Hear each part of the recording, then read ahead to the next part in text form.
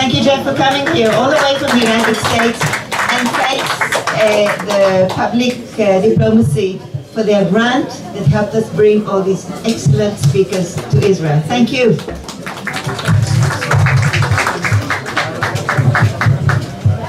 All right, so I have to start by telling you some bad news.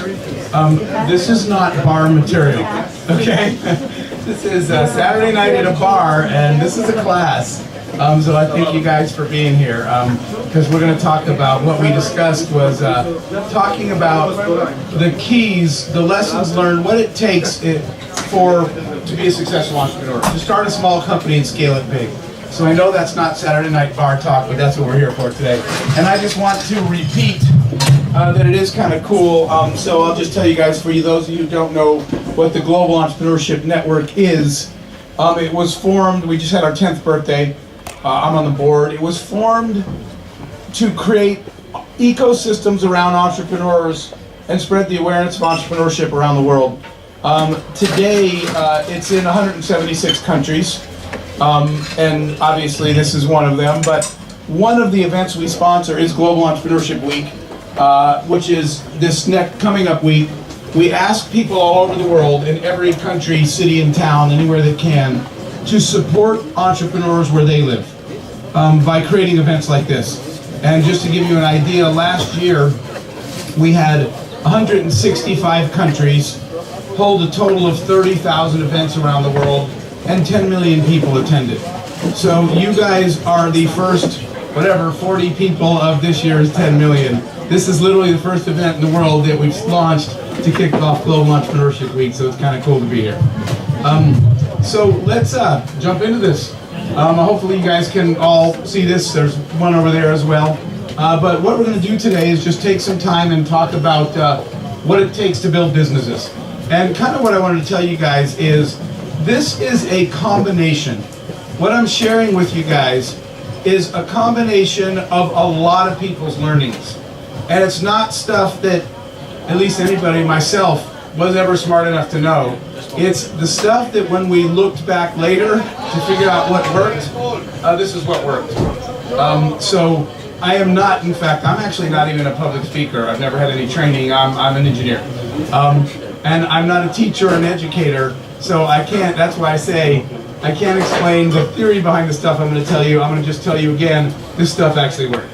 These are the things we got right, and the things I've learned from a lot of other people that made their companies successful. I've been involved in 8 startups, 2 miserable failures, the other 6 worked. Some we took public, some we sold. This was the biggest one. You guys probably know it as that. It's the same company. Booking is today, but it was a startup. When we started this, it was a small group of people, not in Silicon Valley. It was in Connecticut. Of the 20 biggest, this is important to me because it's what we tell local entrepreneurs.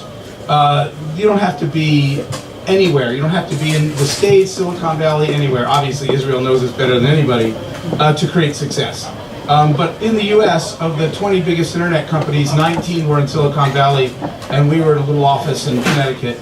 And this company today started under that name, but the company today does business in 200 countries, and it's today, I always feel silly saying this, it's worth $100 billion today, and it was started from scratch with a small group of people and no funding. So every big company started small. And the question that we always get asked, that I hear all the time is, going from 6 or 10 people in one little city to 200 countries and billions of dollars, what do you have to do? And it turns out you got to get a lot of stuff right. So what we're going to share now is the stuff that worked. I just want to add that the last company I had was a company called ubid.com. Ubid was the 5th largest auction site in the world. We took that one public. That also scaled to a multi-billion-dollar company. But I made a commitment to giving back by mentoring entrepreneurs. So in 2012, I quit building companies. And I'll just tell you guys, I know you know this, but I decided that I wanted to give back to the field of entrepreneurship and teach as many people. And I'm telling you this because I want you to do the same thing. All the skills that everybody in this room has, the things we know how to do. There's people all over the world that would make the world around them better if they just knew how. And if anybody in here is an entrepreneur or around it, you already know how, and you should be sharing those skills.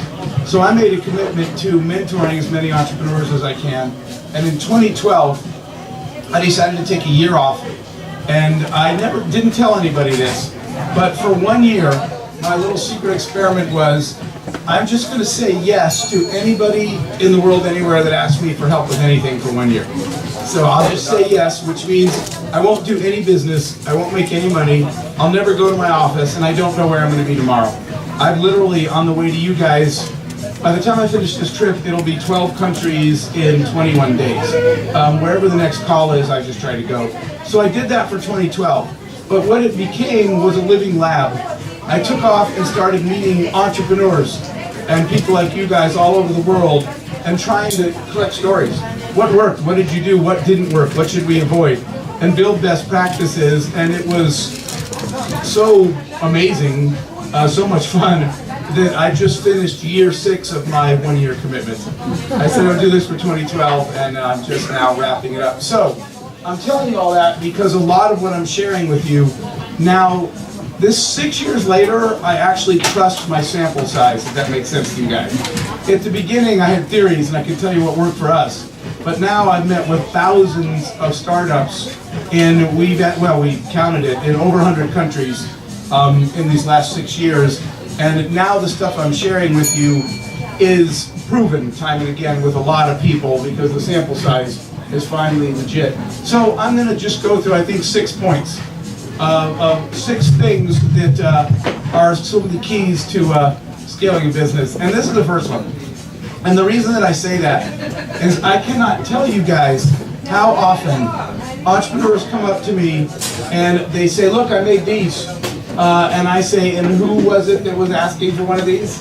And they say, hopefully somebody will want to buy it when I start selling it. So many startups have a solution looking for a problem. And the reason is because it was something they thought was cool. So frequently, if someone just fell down the stairs, we should help. I don't know what that was. So frequently, people get, the process starts inward. What I mean by that is the process starts in your office, in your lab, in your home, where you get an idea and something you want to do. And I see so many startups, hundreds of them, that when I look at it, my first question is, who in the world wanted you to do this? And the answer is you did. You wanted to do this again, and you hope someone will buy it. So this is important about solving a real problem in the world. And here's why. Every day, everywhere you go, there are problems every single day, everywhere you go. But here is the behavior of most people that separates them from the most successful entrepreneurs. What most people do is complain and go back to what they were doing before. So you have an errand to run at lunch, and you go out at lunch, and you have an hour, and it takes 3 hours. And when you come home and someone says, how was your day, dear? You say, horrible. Those idiots made me stand in line for 3 hours. It shouldn't take that long. And you might change your online status to irritated. And you complain, and then you go right back to what you were doing. But the most successful entrepreneurs we've studied all had a behavioral trait that's different than everyone else. And that's this. When they're in the middle of a problem, they stop and they ask this question. Right? Next time, and I want you to think about this, next time you find yourself complaining about anything in Tel Aviv, in Israel, anywhere, stop and then hear yourself and say, okay, stop, time out. I gotta ask this. Is this a problem lots of people have? Is it just me? And if the answer is yes, and I'm gonna give you 2 examples, then the second thing, stop right there and say, is there a better way to do this? And if the answer is yes, what the world's most successful entrepreneurs do that everyone else doesn't is they own it. Okay, they say, I got this one. I am not leaving until this is fixed. Now, there's a last piece though, which is to make sure you actually have a business idea. Because I see so many people that get excited because people like their idea. In fact, I was doing this event, and this guy was, you remember that internet model of freemium, right? The internet said, give everything away free and we'll charge for it later. And 90-some-odd% of the companies that did that are dead now. that model did not in fact work, as opposed to just doing something that someone in the world actually would pay you to do, right? And that's an important piece of this. I'll come back to that in a minute. But before I tell you my first example, I'll give you one. A friend of mine, Lars is Danish, from Copenhagen. And Lars, does that mean we get 1 point for saying Danish? What's the value? Trying to figure that out. I'm up to 10 points for some reason. Lars was lost all the time. And Lars could not read paper maps. I can't either, I have no sense of direction.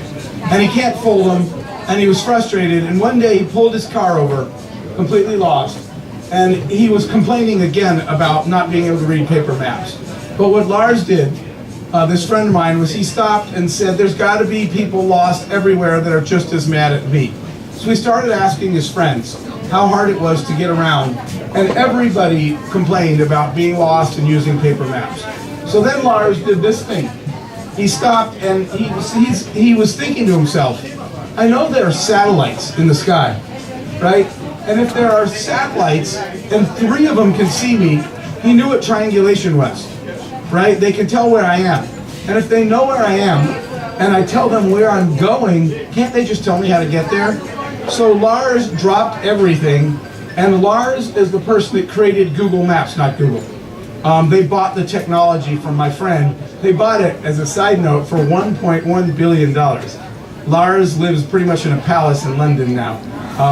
Why? Because instead of complaining, he said, I'm never going to get lost again, and I'm going to fix it for everybody. And claps for him. Another friend of mine that was listening to a song one day that wanted to find a song like it, and there was no way to do that. And he asked everybody, don't you wish you could find music like the music you like? And that was hard. So he sat down one day and said, I'm going to figure this out. And he wrote Pandora, if you know that product. But he wrote that app because he wanted to hear a song instead of complaining about how hard it was to find one. So again, the point here is, next time you find yourself complaining about a problem, so I'm going to tell you my first story. I am a software engineer by trade. And I got a software engineering degree not because I grew up as a kid dreaming of software engineering, not that there's anything wrong with that, but because my parents told me to, just like yours did. Get a good job at a good company, get a good salary, which I did, and I just had everything except a good life because I hated my job every single day. And I quit when I was only 20-something years old. And my parents, who used to say, we're so proud of our son, he has a good job and a good salary and a good company, called their friends back and said, never mind, ours is an idiot, he had a good job and he just quit, right? My mom was calling me, son, do you need groceries? And actually, I was kind of hungry, but I didn't want to tell her that. And so I quit, and I bought an airline ticket. So now I'm 20-something years old and unemployed, and everybody's mad at me. And I went to the airport, I bought an airline ticket to go see my mentor, except he didn't know he was my mentor yet because I hadn't gotten there. I hadn't even met the guy, but I was going to go talk someone into mentoring me. And when I got to the airport, it was really full, really busy. And the line to check in was really long. And I stood in line and it took 1 hour and 1 minute. And when I got to the front, my plane was gone, I missed it. When I got to the front of the line, the woman said next, she took my ID, and she just hit print and handed me a boarding card, right? It's a piece of paper. And I said, you gotta be kidding me. And she said, what? And I said, I stood in line for an hour to watch you use the printer. And she said, sir, you need a boarding pass to get on an airplane. I said, ma'am, I understand that, but it's an hour long. We're all in this giant line watching you go print, print, print. I said, this is ridiculous. And she said, next. And I was standing there, and I missed my flight. I had nowhere to go. And I heard myself complaining. And so I turned to all these people in line, and I said, am I the only one that thinks it's ridiculous that we're standing in line for an hour to get a printout from a printer, a boarding pass? Everybody in the whole airport started groaning. I remember thinking, you spent all that money on an MBA to learn how to do market research, and all you really needed to do was groaning research, because in 2 seconds I was pretty sure this was a real market. Then I did the other part, which was, it was pretty obvious there was a better way to do this. Well, let's call it value equation. Value equation is simply this. Will a lot of people in the world pay you more than it costs you for the thing that you do? If there are not a lot of people that will pay you more for the thing you do than it costs you to do it, then congratulations, you have a hobby, okay? A hobby is a thing we spend money on. A business is a thing other people pay you to do. So that's one of the first questions I ask now when people tell me their business idea. I say, can you show me some people that are waiting to pay you because they want you to do this? Not you're going to try to convince them later because you think it's a good idea. So I turned to these people in line and I yelled out, would anybody in this line give me $5 if I could get you out of line and just give you a boarding pass right now? And people started bidding, which is too bad because I didn't have any boarding passes. They were yelling $10, $15. There was this guy in this like Armani suit, and he said, young man, I'll give you $25 if you get me out of this line right now. My time is billed at way more than $25 an hour. So now I knew I had a business. So instead of complaining, I went home and I started my first company that Friday. If you have checked in at an airport pretty much anywhere in the world at a kiosk, we invented those. I went home that day and said, I'm going to figure out a way for people in airports all over the world to check themselves in. We created these, we got a patent on them, and we sold them pretty much in every airport in the world. The value of, and I'm not a money-driven person, I was never sort of owned by that. I didn't grow up wishing I was rich or anything. We didn't grow up with any money, but I never really cared. But I just want to point out that there is a value in solving the problem everyone else wants you to solve, not the one that you want to solve. You know, this company, well, 3 years after I started, we sold it for over $100 million. And again, that's not internet money per se, but I was 20 years old, 27 years old and unemployed.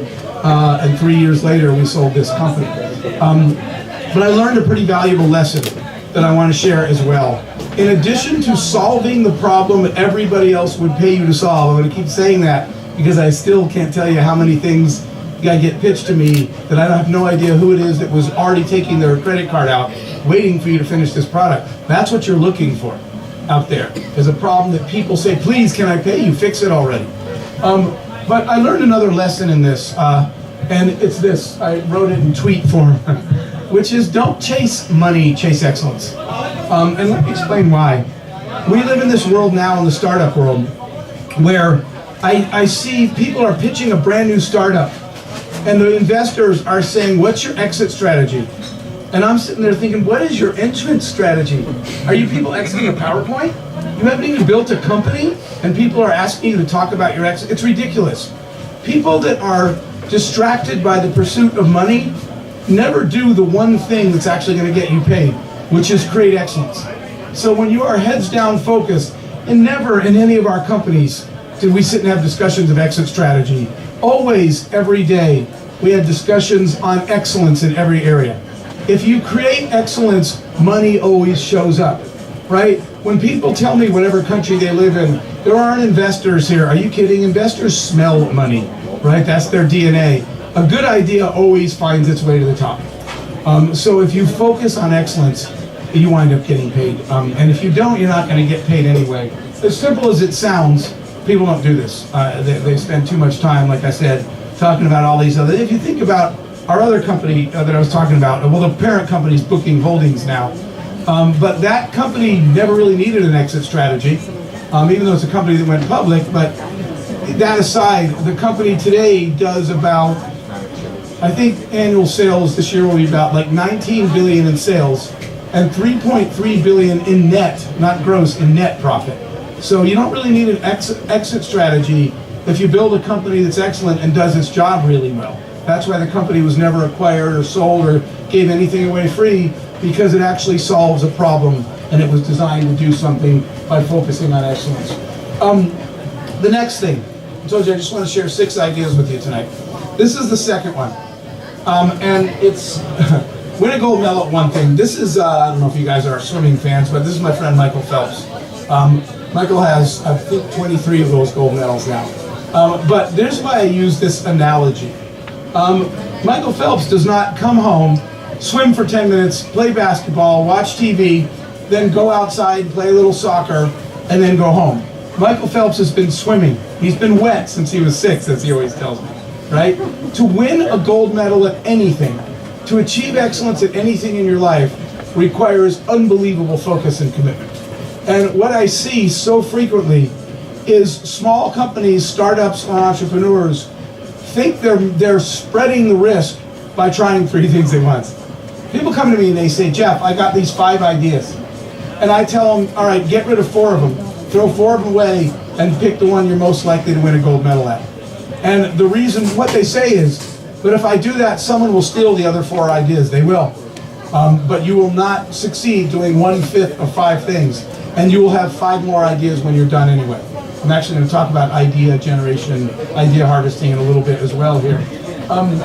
It's important that you pick the one thing, right? So a lot of times when companies come to me and say we're not growing, we have to slim them down before we can grow them.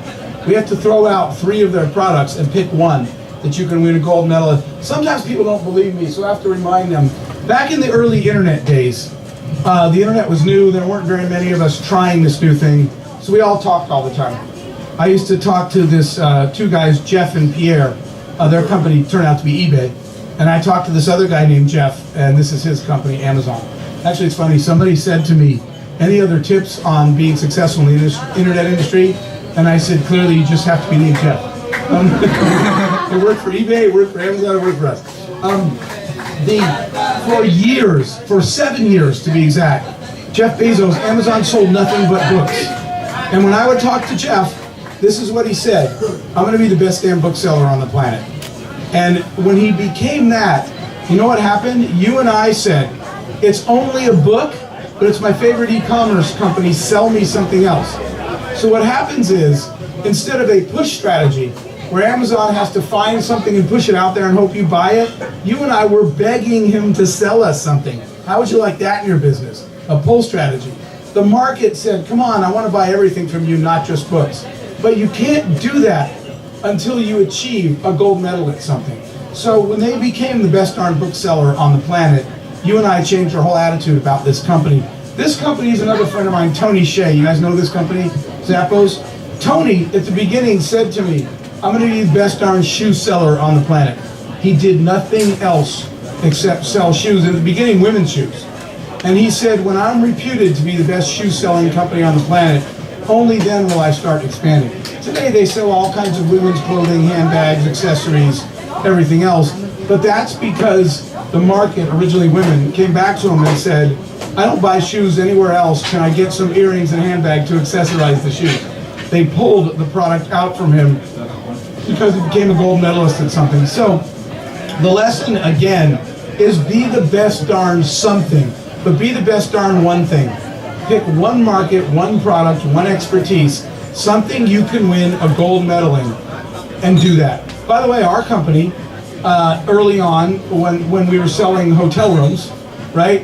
And people said, you guys should sell travel insurance. Remember hearing all that. And you guys should sell luggage and vacation planning and cruises. And the company's goal was, when we win a gold medal, when we are the best darn hotel seller on the planet, we can talk. Well, it turns out the company today, you know, like I said, it's a $100 billion company, and 94% of the revenues, all it sells is hotel rooms. It happens to be the largest seller of hotel rooms in the world because it did one thing really, really well. By the way, I'm going to talk about operational excellence in a few minutes. Simplicity wins too. When you have one thing to do, sell hotel rooms, sell shoes, sell books, it's a lot easier to focus and scale a business that isn't trying to do everything at once. You'll grow into that. Remember, I'm not telling you can't become Amazon and sell everything later. What we're talking about is how do you go from little to big. And in that scaling period, they have the discipline to sell only books, only shoes, only hotel rooms. Win a gold medal at one thing. Now I want to talk about this, about brand. Because so many companies underestimate this. And they think that a brand is something big companies have. But in fact, a brand is something you start shaping on day one, even if you're a one-person company. Because a brand, let me put this out there, the brand is so critical to your ability to scale, and let me explain that. The brand being the tipping point. When you are, today to scale, you have to spend money, you have to sell. So let me give you 2 examples. In our business, we had to make an appointment with a hotel somewhere in the world. That means we had to create collateral material. We had to physically go to the hotel, and we had to go sit down with the hotel manager and try to sell something to them. Even if you sell online, you guys know the CPM story. You have to spend money to get your message in front of somebody. So that is outbound selling. That's how we sell today. And that's very linear. For each additional dollar, or for each additional salesperson I hire, I can generate X dollars more in sales. But exponential growth happens when people that you never marketed to start calling you. So we're in our office, and that's what a brand does. And we're making appointments to go visit hotels, which cost money and time. And one day the phone rings, and people say, yeah, this is XYZ Hotel. And we're looking through the papers, and we're saying, we've never spoken to you. And they said, correct, we heard about you, and we want to sign up. When the phone started ringing, and people were saying, please let me buy your product, people we never spent a dime marketing, that's when the company took off. That's when scale happens. And that comes from a brand, right? The brand is the message that you put out in the world so that when two people are having a conversation and say, I need a book, I need shoes, I need a hotel room, everyone else at the table says, then you need to call this company because you're the conversation. That comes from building a brand. And let's talk about how you do that. I use this term here, about a brand asset. And the brand asset, because I shorten these slides since it is Saturday night at a bar, so I'll just explain it. The brand asset, let me explain what that means. It is the one most important reason that anybody should do business with you, right? Your gold medal thing. And so many people, I think I'm going to give you an example here. So many people, when I look at your marketing, you just meaning companies and entrepreneurs, people market with, it's fast, it's cheap, it's easy to use. They try to explain all their benefits, but the truth is, the world's best brands had one simple brand promise. They picked one horse to ride in the race. There was one real reason, and I'll give you some examples, why anybody did business with you. So for any of you in here that have a business, the question you should be asking yourself is, if you could only give me only one reason that I should do business with you, what is it? It's not a list of things. The one most important reason that I should do business with you, and I'll tell you how to get that reason. That reason, by the way, is your brand asset. That is the real reason people pick you. Because all the data shows that people picked you, in the end, there was one overriding thing. So there's a really cool way to get the answer to that, which I love doing. And it's this. If any of you have a business, text 10 people that already do business with you and ask them to give you only one, the one single most important reason they do business with you today. And here's what will happen. I do this all the time. 9 of the 10 people will give you the same answer. That thing is your brand asset. And almost 10 out of 10 times, that wasn't even the thing you were marketing. When I look at your marketing, and I say, wait, everybody bought your product for this reason, and that's not even your marketing. In fact, let me give you an example. This guy came to me, young entrepreneur, and he had a company that manufactures and sells TV mounts for mounting your flat screen TV on the wall. And he said, they're just not selling, and I'm spending more on marketing, and my sales aren't increasing. And I said, let me see your marketing. And this is what he showed me. His marketing, his package. So his website, his marketing flyers, and the package in the store. It said this. It said, our TV mounts are easy to assemble. They're lightweight. They fold up when you're not using them. They're well competitively priced, and they're made out of the same steel as an aircraft. And I said, let's go to the store. So they were selling these in a store then. So it was a Target store in the US. So we went in Target, and I said, we're going to ask 10 people. We're going to wait, and when someone buys one, we're going to ask 10 people, what is the number one? You can only give me one reason you bought this thing. That's what his marketing said. 10 out of 10 people said this to me. I said, I just pretended I was shopping. Hey, I'm looking for a TV mount. Why'd you pick that one? 10 out of 10 people said, and I quote, I don't know what the hell aircraft steel is, but I want that. 10 out of 10 people. I said, really? They said, hey, it's my TV, man. I don't want it to fall. It cost me a fortune. If this is good enough for aircraft, it's good enough for me. And I would say, what is aircraft steel? And they said, I don't know, but I'm buying it. 10 out of 10 people bought that, right? So guess what we did? We took everything off the packaging in giant letters diagonally. It says the only mount in the industry made of aircraft steel, and he sells the hell out of them. And by the way, when you survey customers, you know what they wrote? They said the single most important factor in buying one was price, because they were mostly college kids, and not one kid bought the cheapest mount. And when I was standing in the store, I said, wait, you just told me price was most important. They said, not if my TV falls. And they said, I'm going to spend a little more to get the aircraft steel.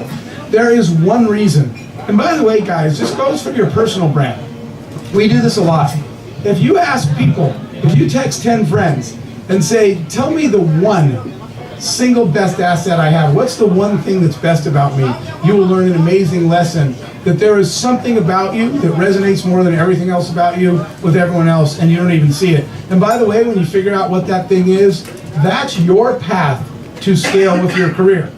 I did that once, and people kept telling me, you're really good at breaking really complicated concepts into really simple English so people can understand them. So you know what we did? In all of our businesses, we simplified really complicated tech, and we always won because we were the ones who could explain it in English.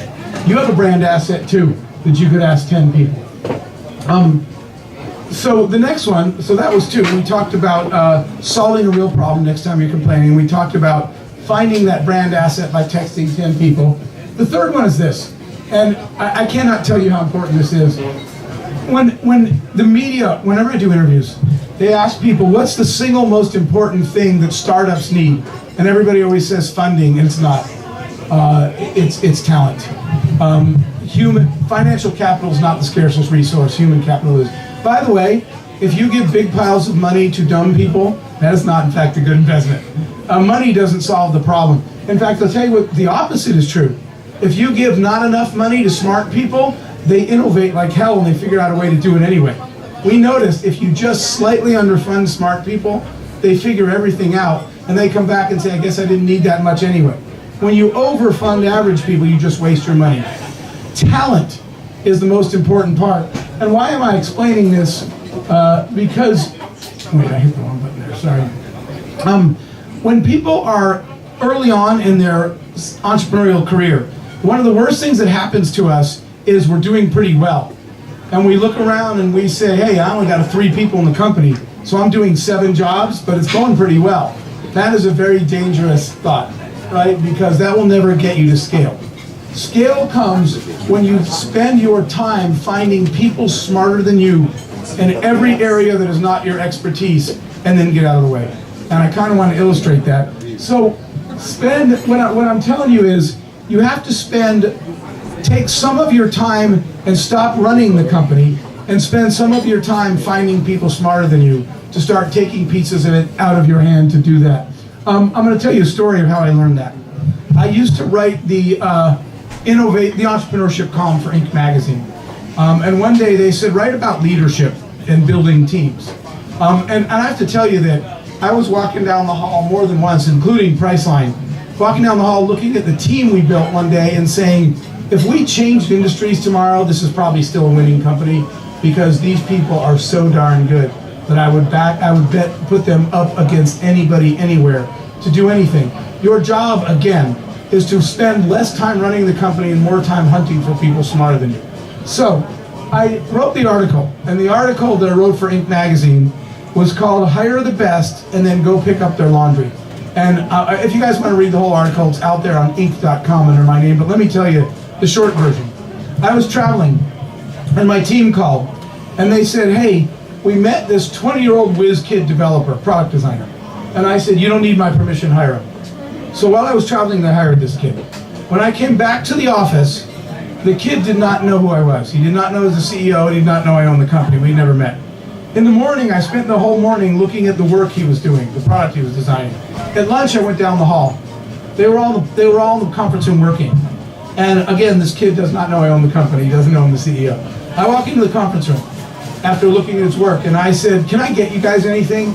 No, what I meant was when my employees work through lunch, I buy lunch, right, because it benefits me. And I said, can I get you guys anything? And I meant pizza, Chinese food, whatever the usual is. And the 20-year-old barely looked over at me, doesn't know who I am, and he said, will you go pick up my dry cleaning? And everyone in the office went like this. They're like, uh-oh, that kid just stepped in it. right? And they're like, that poor kid, he didn't know who that was, he's in big trouble. Everybody's looking at me, and they're like, what is Jeff gonna say? And I looked at the kid and I said, where's the ticket? And he said, it's on my chair, and I left. And my vice presidents come running out. Oh my God, Mr. Hoffman, we're so sorry, he doesn't know you're the CEO, he didn't know who you were. We apologize. And they're like, how mad are you? I said, why do you think I'm mad? They said, because you're walking out of the office. And I said, I'm going to the dry cleaner. And they said, you're picking up that kid's dry cleaning? And I said, let me tell you guys something. I said, that kid is building the best product I've ever seen in my life. That kid is designing a product that will triple our revenues. That kid's designing a product that will win every award in the industry. And by the way, at the end of that year, I was on a stage in Silicon Valley winning the ICE Award, which was the Internet Commerce Expo, for the best new product in the entire internet industry. The kid designed it, right? And I said, that kid's gonna make everyone in this building rich and famous if that's what you care about. So, not only am I going to pick up this kid's dry cleaning, but if you guys need me when I get back, I will be outside washing this kid's car, okay? Your job is to hire people smarter than you and then build the place. This is important. Build the workplace that nobody ever wants to leave. Build the place that the best people in your whole industry that could work anywhere they want to work, all want to work for you. And I found that out one day because we sold a company and I was going to do a television interview, and on the way to the studio, the woman that ran HR for me all those years called, and she said, Jeff, this is so cool, I got to share this with you. And I said, what? And she said, in all the years from the day you started the company to the day you sold it, not one person that works for you has ever quit. And I said, that's the most important thing I've ever done, and I have no idea how I did this. So from the TV studio, I started calling people. How come you guys never quit? And they're like, do you want us to quit? I said, no, why does no one ever quit? And they said, we'll tell you. And I grabbed a pencil, and I said, now I know part of my job. So I will tell you 2 things I do every month. I schedule 1 day to work on my culture.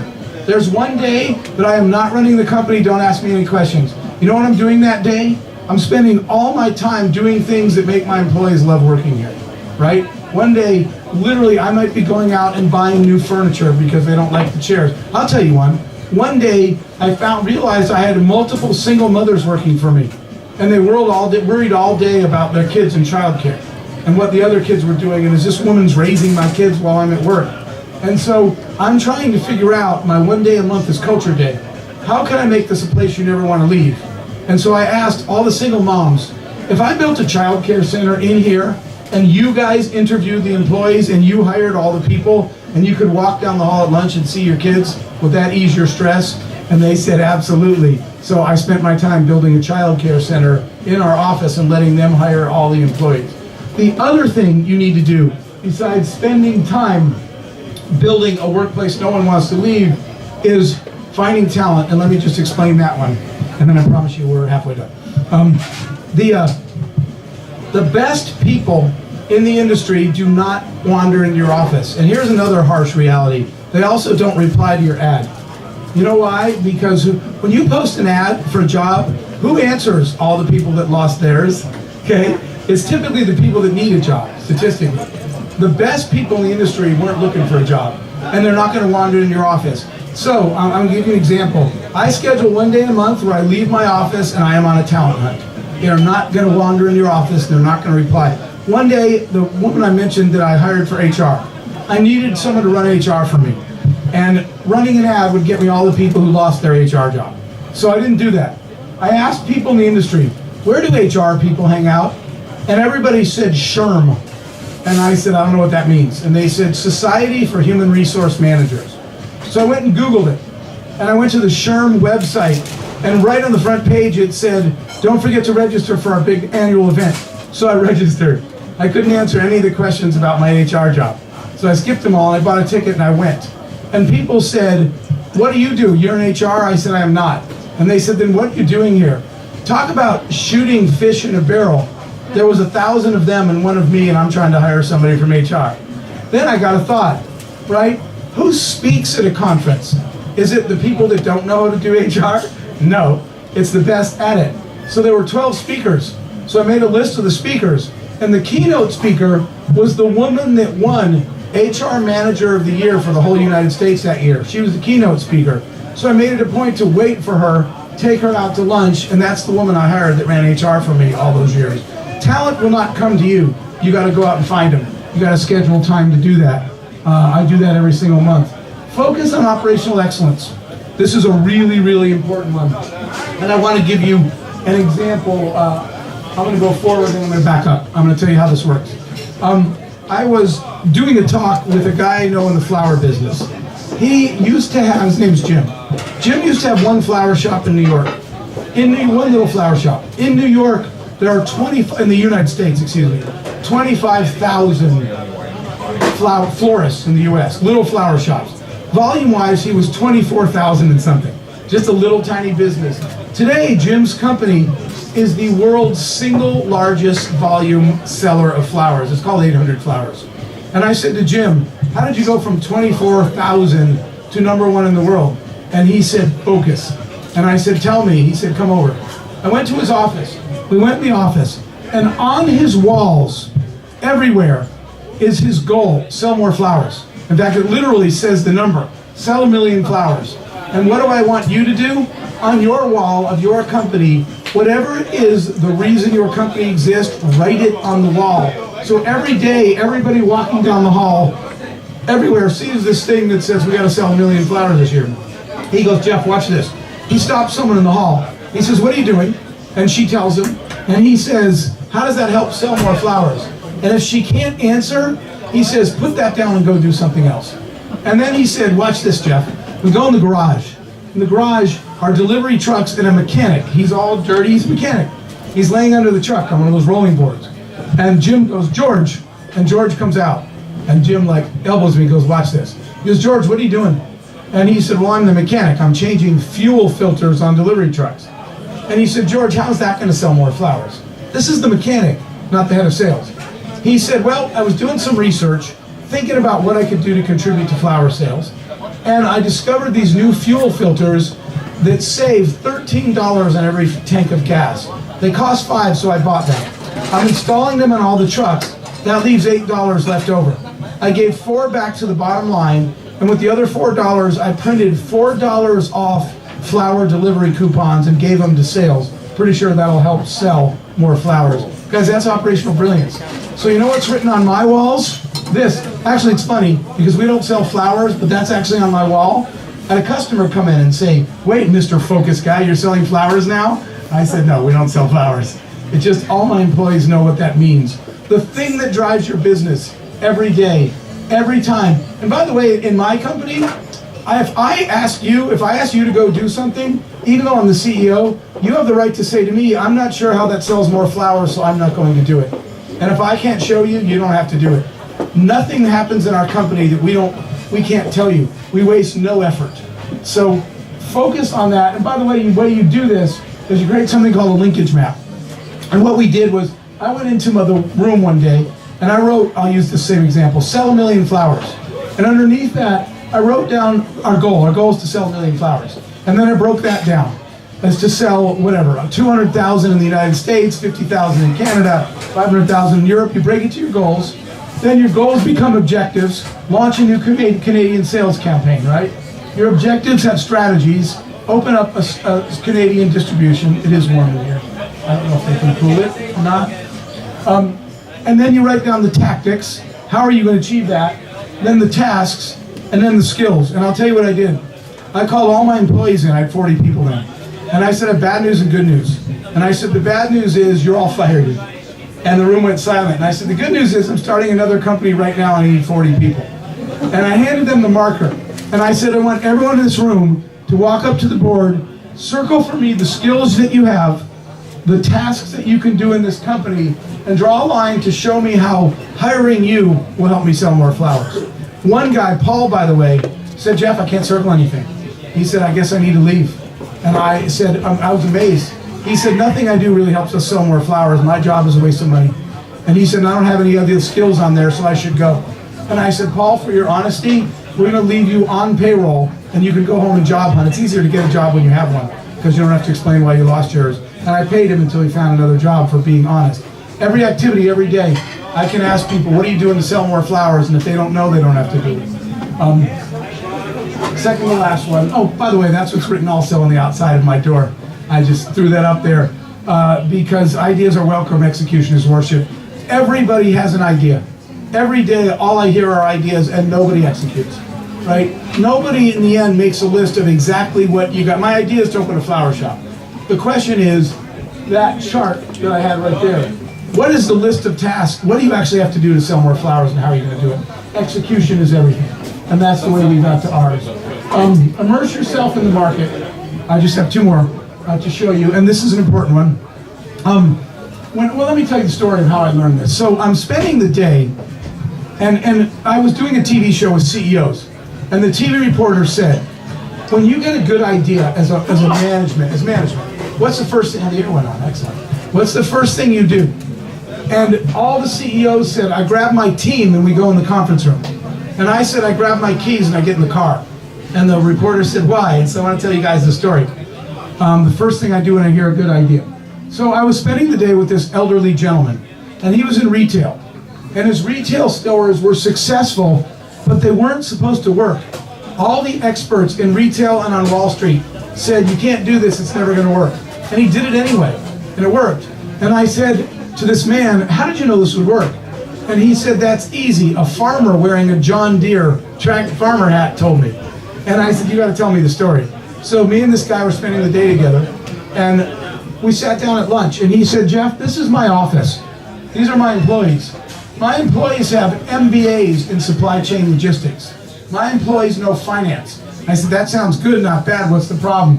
He said, the problem is, those are my customers. He said, my customers are farmers.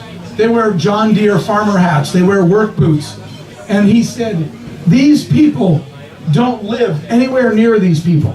They don't eat in the same restaurants. They don't shop in the same stores. They don't live in the same part of town. So the question is, if you're one of these people and your product is for those people, how on earth are you building a product in your office for those people? So I said to this man, what did you do? And he said, it's easy. I bought a pair of work boots and a farmer hat. And he said, every other Friday, I would change clothes, put on my farmer hat, I would leave town, I would drive to the small town farm, I would sit in this cafe, and I would buy apple pie and coffee for farmers all day. Not selling, just talking to them. He said, Jeff, the farmers told me exactly what to do. And just so you guys will know, the man I spent the day with, his name is Sam Walton, and his idea was Walmart. And I said, Sam, how did you know Walmart would work? Because everybody in Wall Street said, you cannot build big box retail in small town America. And he said, right, I didn't ask the experts, I asked the farmers. They designed the store, and Walmart became literally the largest bricks and mortar retailer in the world at one point. I don't know if it still is, but it certainly was. And he did that. He did that by listening to farmers. So let me tell you what I do. Every other Friday in all my companies, I change clothes and I go hang out where my customers hang out. And by the way, people tell me I talk to my customers all the time. No, when they know you're in sales mode, all the dynamics are different. It's not selling to them. It's taking your logo off and it's just sitting in the diner and buying apple pie and chatting with people. So you know what we would do? We would change clothes. I would dress like this in jeans, leave the office. I would go to Kmart and Walmart or a grocery store, and I would, in the discount side of town, not where we lived, my employees lived, and I would pretend I was shopping and talk to people about travel. I would just, every other Friday, change clothes and wander around a store trying to talk to people. By the way, that doesn't always work. One day, I was talking to a woman, and she just walked off. And I said, okay, and a few minutes later, she came back with a police officer and store security. And they said, sir, is there a problem here? I said, no, I'm just shopping for fruit. And he looks in my basket. I've been there for like 2 hours and I don't have one piece of fruit. And he's looking at my basket. And I said, why? And he said, this woman said, you asked her to go on a trip to New York with you. And I said, I did not ask you to go on a trip to New York, ma'am. I just asked you if you wanted to go to New York, how would you get there? And the police officer said, sir, that's even weirder. Get out of the store.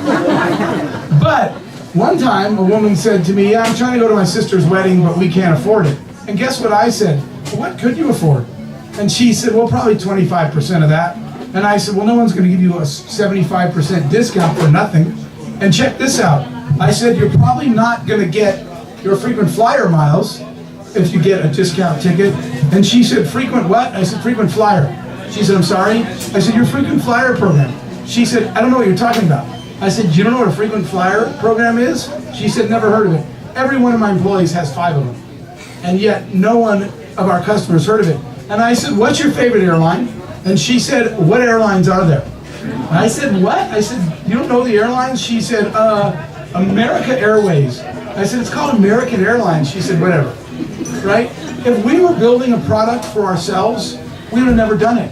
When we found out by hanging out that none of our customers know what frequent flyer miles are and they don't care what the airlines are, we were able to actually build an effective product. By the way, we do this now, and then I'm going to do the last point and we'll finish it.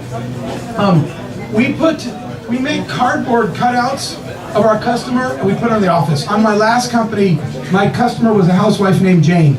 And I put a cutout of her in the conference room, and she's in my office. And people come into my office. This is a company, by the way, this is kind of cool. Do you guys know the store Office Depot? I gave this talk at Office Depot, and it occurred to them, in every Office Depot is a small business services center, and every Office Depot employee works for a giant company called Office Depot. When I gave this speech, the room was silent. I said, what's wrong? They said, none of us work for a small business, yet we have a small business service center. So now they have the cutout. So Jane's in my office. My employees walk in and they go, Jeff, I got an idea. And I point and I say, tell it to Jane. And they're like, she's not going to understand this. And I say, but I'm not interested. Now they come into my office, I see them, and they look at their idea, they look at the Jane, and they just walk out without ever speaking to me. Your opinion doesn't matter. Nobody does, but theirs. Here's, you know what, I'm going to skip this part in the interest of time. That's part of the, if you want to come back, we can after, but I want to respect your time. It's Saturday night. That's part of the idea harvesting one. I put it in there just in case we have time. I'll do this one and then we can talk. All right, so this is the last of those points. I forgot I put 7 of the 6 points in here. Delivering the right message to the right customers. Companies come to me and they say, we've increased our marketing spend and yet we're not getting more sales. I don't get it, right? And what I sit there and think is, delivering the wrong message to the wrong customer does not improve with volume, okay? You just keep spending more money saying the wrong thing to the wrong people. So I want to share with you kind of a story of when and how this occurred to me. And what I'm going to tell you, I'm going to tell you the punchline. The punchline is I learned to stop marketing to activity and to market to intent. And let me explain what this means. This next slide is kind of embarrassing, but I took a break from the tech business, and I have some other companies. I started a music company where we did music tours, and I started a film company where we make movies in Hollywood. Now we have a sports company. Just a break from tech. But at the time, I was running my music company, and so I was on tour with the band NSYNC. We were doing an NSYNC tour. That's Justin Timberlake standing right next to me in that picture. So we were touring with NSYNC. And at this time, NSYNC actually became the biggest band in the world at that moment, sales-wise. So when we went to New York, we were on tour going to New York. NSYNC was going to do a show in New York. And when we got there, it was total chaos, and they closed down Times Square. And we were holed up in the office of the world's largest music distributor at the time, in Times Square there. And I was looking at their business, and I was thinking the question I want you to ask about your business. Why does anybody really come to you? Why do they come to you? What do they really come to? So I turned to the guy. By the way, because it was Justin Timberlake and NSYNC, the owners of the world's largest music chain flew in from London to be at this meeting, right? So they're sitting with me. And I said to the CEO, why does anybody really come here? And he said, they come here to buy CDs. I said, well, no, they don't. He said, yes, they do. That's what we sell. We sell CDs. People come to our stores everywhere to buy CDs. I said, that's weird because no one wants a CD. And he's like, what is wrong with you? And I said, no one wants a CD. He said, are you stupid? Do you know how many million CDs a year we sell? I said, oh, that's the activity. Everybody, you sell millions. They buy them, but not one person that bought a CD actually wanted one. He said, what the hell are you talking about? And I said, when people wake up in the morning, they don't wake up and say, man, I wish I had a round piece of plastic with a hole in it. No one wants a CD. No one wants to drive to the store, walk up and down, find this thing, pay for it, and go home. And he said, what do they want? I said, when your customer wakes up in the morning, all they're thinking is, I want to hear that song now. What they want is a song in their ear. What they have to do is buy a CD. He looked at me like I was an idiot, and he said, what's the difference? Well, I'll tell you what the difference is. The music industry failed to invent the iPod. And the music industry failed to invent iTunes. And when the MP3 came out, because I was working, we were doing Britney Spears and Elton John, Beyonce, so I could get a phone call to every record label executive at the time. I told them, you should look at this MP3, and they said, no, we're in the CD business. We don't care what you geeks are doing, you tech nerds. Well, the music industry lost billions and billions of dollars and thousands of jobs by not inventing the iPod and the iTunes. So my question is this: if you thought your job was to get a song in your customer's ear as quickly as possible, do you think you'd run your company different than if you thought your job was to sell CDs? So I said, holy crap, that was a big realization. So I went back and asked my team. I said, well, guys, and I want you to do this if you have a company, why does anybody come here? They said, to buy airline tickets. We weren't doing hotel yet. That's what we sell. I said, oh. And they said, what? And I said, no one wants an airline ticket. Like, dude, you know how many airline tickets a day we sell? I said, which is crazy because no one wants an airline ticket. And they said, Jeff, you're nuts. We sell them every day. They said, what do they want? I said, no one wakes up in the morning and says, man, I wish I could sit behind that guy, right?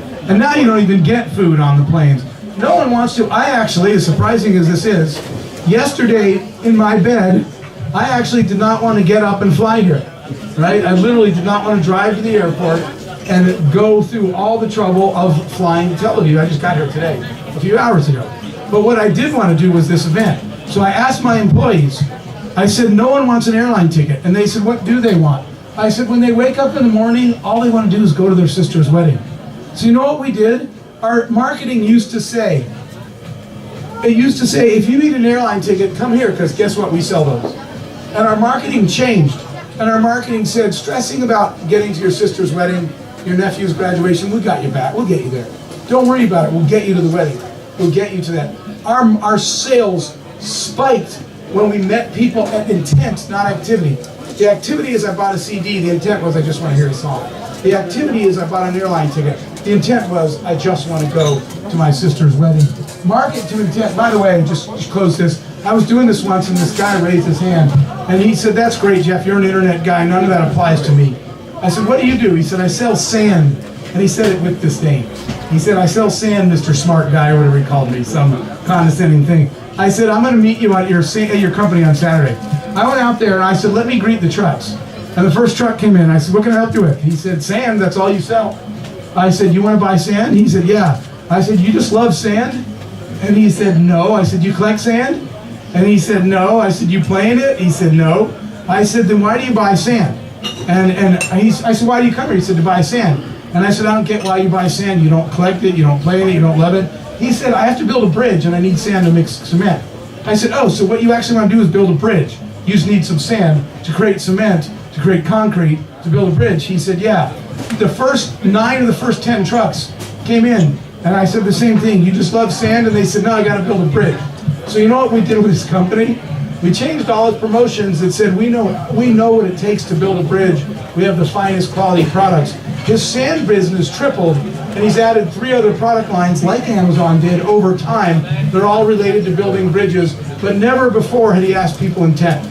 He said, people buy sand from me. When he found out why they wanted it, it changed his business. So I have, all right. I forgot that I had that. Sorry, I did these slides today after we talked to kind of customize this for this. I am going to say this though before I have a summary slide here. A lot of times, and this was for a different audience, not you guys, I'll be honest, but a lot of times I go to events and we go through all this stuff and people take notes and people nod and then they go home and do exactly what they were doing.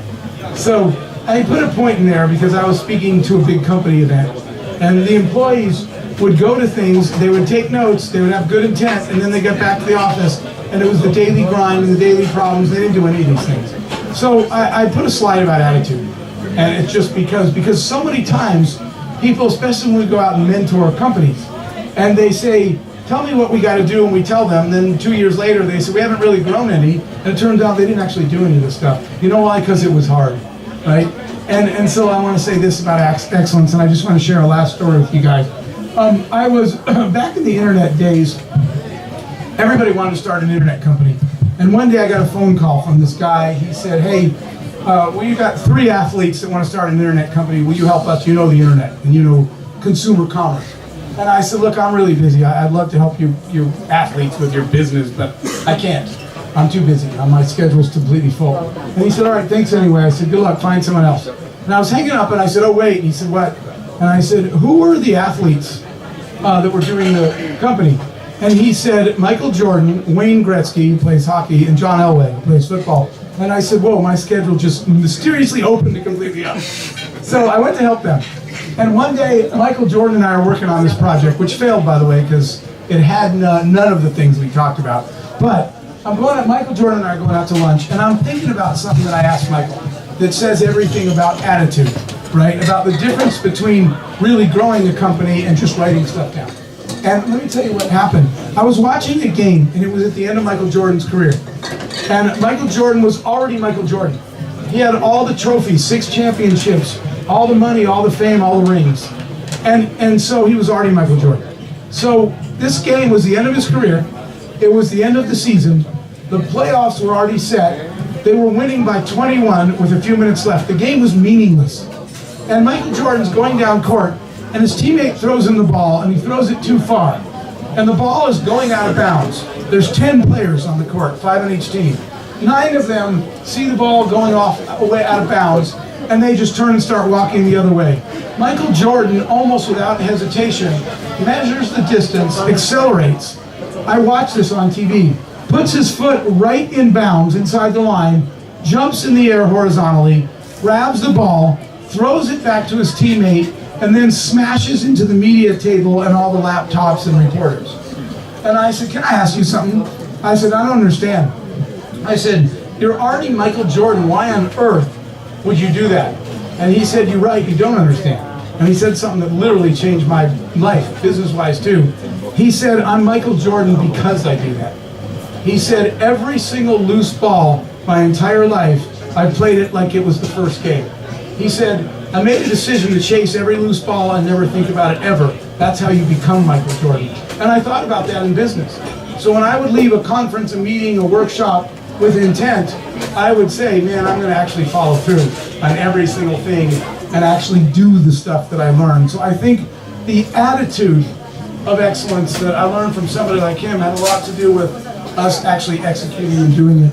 So that's a summary of what we shared today. The first one was, next time you see yourself complaining about a problem, well, let me rephrase that. Solve the problem everyone else wants you to solve and is literally has their hand on their credit card. They want to pay you to fix it already. That's the one you should focus on. If that's not the one you're working on, sometimes you need to stop and move on. Second, stop trying to do more than one thing. Pick one thing you can win a gold medal at. Sell books for 7 years and nothing else until you're the award-winning bookseller. I mentioned shape your brand around that asset, right? If everybody loves you because your product's made of aircraft steel, stop advertising anything else. Pick a brand so you can be known for. By the way, Walmart is known for low prices. All they've ever advertised is it says always lowest prices. You've never seen a Walmart ad that said, come in for our great products. And they've never seen a Walmart ad at home that said, we have amazing service. All it says is you can't find it cheaper anywhere else. They have one brand asset, pick yours. Build great teams. The 2 most important parts of that is schedule time to stop being the boss and schedule time to serve others. To figure out if childcare in the office is worth the investment because the increased productivity of all the people that had kids was so much higher than the cost of that childcare for me. I measured it. And second, go out and find talent because they won't find you. You got to go hunt for them. We talked about selling more flowers. Write it on the wall and make sure everything you do every day is selling more flowers or stop doing it. We said the Sam Walton example, get out of your office, change clothes, go hang out where your customers hang out. If you're building a product for teachers, you better be scheduling days at a school every month and hanging out with teachers in the break room, just talking to them. I skipped that one. And the last one was market to intent. Do not focus on the activity, focus on the intent when they woke up. No one wants an airline ticket, they just want to get to it, they want to go to a wedding. So if you're in the business of getting people to their families' events, it will resonate in a far different way than buy an airline ticket from us. Thank you guys very much for spending this time on a Saturday night.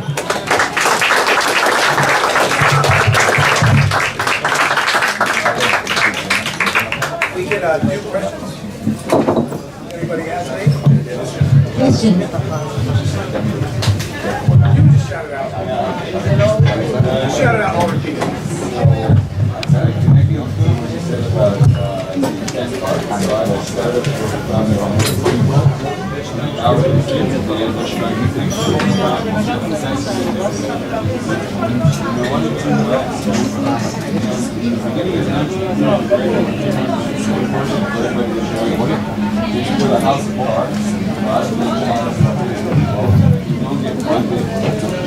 So how do you manage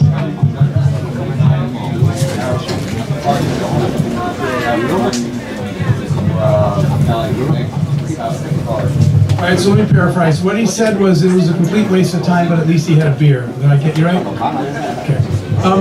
But what's the question at the end? Which part? Is it how to get the money? Yeah, so we have other people, we have founders. In my case, I have investors, but I still don't have funding. So tomorrow, if I don't get funding, I'm not getting funded.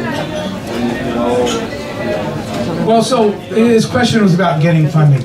And I'll tell you now that I sit on the other side of the table, right? Because I spent my life begging for money, and now I'm on the other side getting the pitches all the time and listening to it. And I'm going to give you what funding looks for is execution above all else. And execution, well, let me give you an example. I'm sitting in my office one day and two people come in to pitch me for money. The first guy comes in and gives a PowerPoint.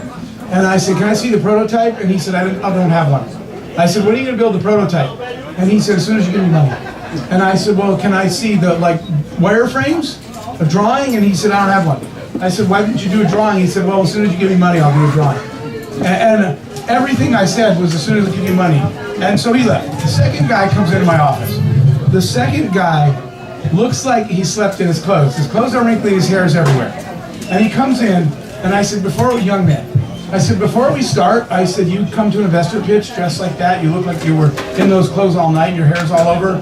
He said, it wasn't my plan. And he said, but I was in the office at 8 o'clock last night, and I got an idea, and I didn't want to lose it, so I stayed up all night working on this idea, and I looked at the clock, and it was 8 a.m., and I had to be here by 9, so I didn't go home. And that's actually a really good answer, okay?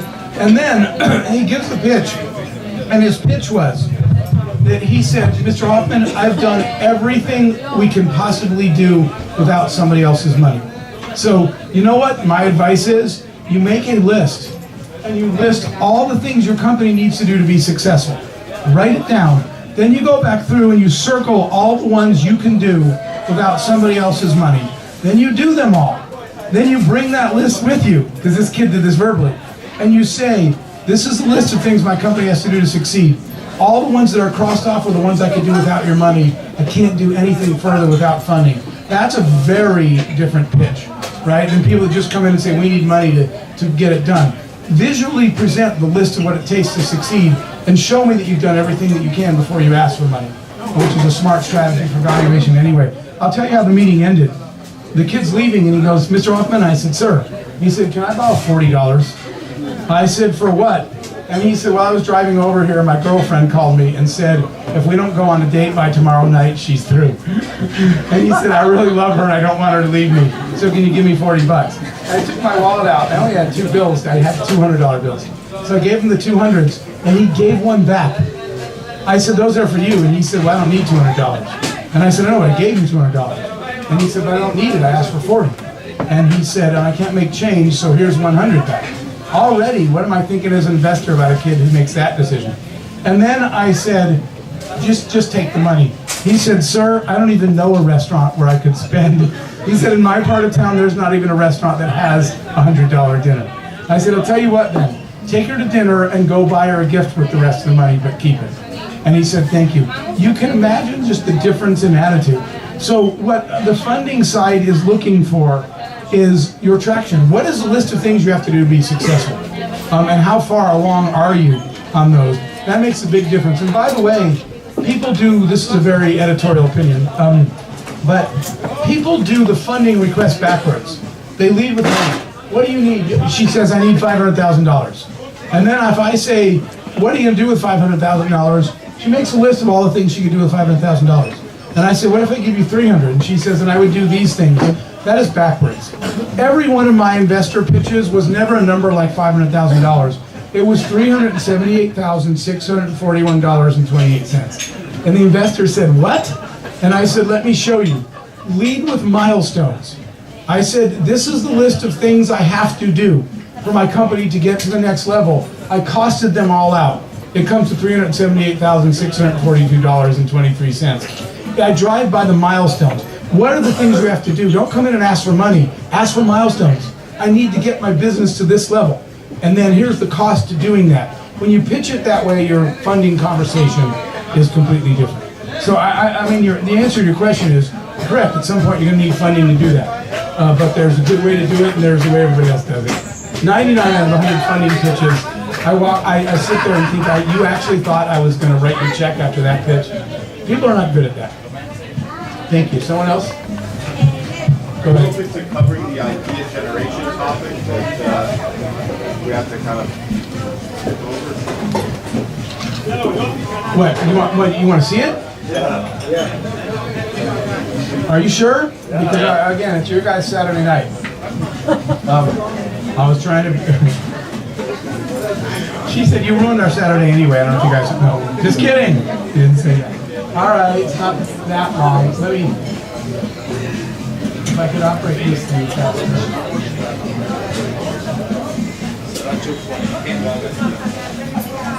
Okay, I'm going to share this last. It's just 4 slides, and 2 of them are just pictures. The concept of harvesting ideas, because here's what I did. I started doing a study, and this was my question. The world's most successful, most innovative, whatever word you want to use, people. My question was this: what are they doing that everybody else isn't? And I was lucky enough to have some friends that are really innovative, and I started studying them. One of my friends, Nolan, he invented a little thing called the video game. His name's Nolan Bushnell. His company was Atari, and he hired Steve Jobs and Steve Wozniak. Nolan and I were in China, and all these young Chinese that spoke no English started doing this. I said, what are you guys doing? And one of them said, basically said, that's the guy that invented video gaming, right? So they were worshiping the god of video gaming. Nolan's a very innovative guy. I got to be good friends with Steve Wozniak, the other half of Apple. Paul Allen, who just passed away, was a good friend. I started studying. I've known Paul for 30 years. He's the other half of Microsoft, for those of you who don't know. The same way Wozniak and Apple, it was Bill Gates and Paul Allen. So I started studying all my favorite people to figure out what they did differently than everybody else. And the answer is there is something. And what it is they are processing a broader spectrum of the world around them than everyone else. And let me explain that. If your company was healthcare, what do you do all day? Healthcare. What is he working all day? Healthcare problems. That's what we do for a living. If I were to go up to him and say, I'm going to the banking industry conference, you want to go? He would say, Jeff, we're in healthcare. Why would I go to the bank conference? Right? If I were to hand him a magazine that says how to run a restaurant, he'd like, Jeff, we're in healthcare. I don't really care how to run a restaurant. Okay? Therein lies the missed opportunity. Right? And so what I noticed was these people process a broader worldview in their funnel, and then they sort out the pieces. And let me explain that. I came up with a concept. That's not a real word. I made that up, info sponging. But that's what I call it. And this is something I do now every day to emulate the process that I saw these people do. So here's the concept of info sponging. For 10 minutes every day, I do this every day of my life. If you can't do it every day, do it every week, once a week. For 10 minutes every day, you are not in your industry, you are not in healthcare, and you do not work for your company. I take 10 minutes out of every day, and I'm not in my company, and I'm not in my industry. And you know what I do? For 10 minutes every day, I learn one new thing every day. It only takes me 10 minutes that I have no idea why I'm learning. I have no need to know. And I'm going to explain to you guys how this works. So, every day, I go read something that's not in my industry. And how do you pick what to read, by the way? Pick what to info sponge? By the way, when I'm on a plane that has no Wi-Fi, I'll bring something to read. But remember, it's something you would not normally. It's not another healthcare story. One day, this was funny, I was in the airport, and I went to get info sponge, so I said, I gotta find 2 magazines that I would never read. And one was called Latina Women. And so I picked it up. The other one was called Business in Africa. And I went to the cash register, and the woman said, oh, you got the wrong magazine. And I said, no, I didn't. And she said, yeah, you don't want this. And I said, no, I'm purchasing that. And she said, this is a magazine for Latino women. I said, I'm aware of that. And she said, and you're buying it anyway. I said, do they pay you to psychoanalyze clients? Right? And she said, well, I don't know why you want a magazine about Latin women. I said, can you just please ring it up for me? I read it. No idea why I bought it. I just picked it up. There was an article in the middle called Marketing to Latin American Hispanic Families. It was brilliant. It was hugely useful to us. The African Business article magazine had something helpful. So, for 10 minutes, you're going to learn one new thing a day, and follow. People say to me, where do I go? Follow your curiosity. What I want you to do is not think about it too hard. I just click on a website and whatever catches my eye. Let me explain to you why. Because I want you to follow your gut instinct. And I personally believe that gut instinct needs to hire a new marketing manager. Because when you tell people you made a decision by instinct, it sounds irrational and irresponsible. Right? Wait, I said, I don't know, I did what felt right. And people are like, what? You didn't study it for 6 months? The truth is, your gut instinct should be rebranded and called your faster intelligence. The reason why is your gut instinct is the sum total of every mistake you've ever made. And it's the sum total of everything you've ever done that works. So when your gut is saying, pick that thing up, pick it up, it's telling you that for a reason. So whatever strikes my eye that morning, I read it. At the end, I write down one sentence about what I learned about that day. And let me explain to you why you do that. I want you to think of knowledge like a puzzle piece.